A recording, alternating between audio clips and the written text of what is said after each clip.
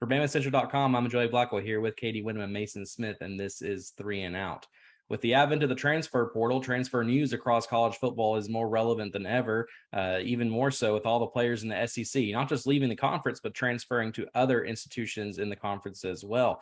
Today, that being Monday, Katie, myself, and Mason all spoke with Jermaine Burton, the transfer wide receiver from Georgia. And that brings about the question, who in the entire conference, which transfer do we think is going to have the best year in 2022? Let's start with you, Katie. Who do you have?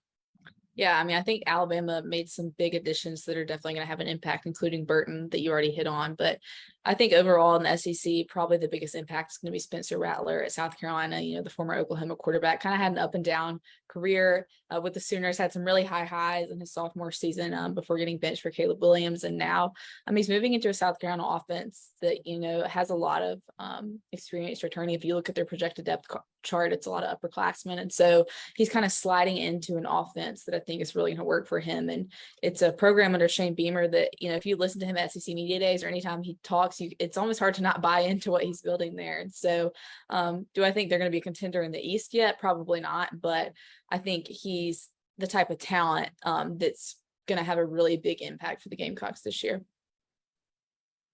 2 words, Jamal Gibbs. I'm a big fan of Jamal Gibbs' talent. I'm a big fan of his game. I feel like he showed everything he could do at Georgia Tech. And the best thing about coming to Alabama, he won't have such a large load to carry going forward in this next season.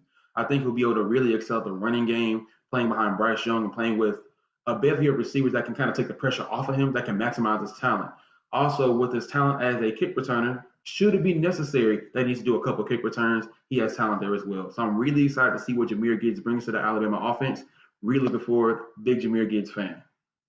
Yeah, anybody that's been watching 3 and Out or been reading my stories, I know I'm very high on Jamal Gibbs. But to kind of diversify our answers here, I'm going to go with Jackson Dart at Ole Miss. Of course, you know, highly touted 4-star recruit from Southern California.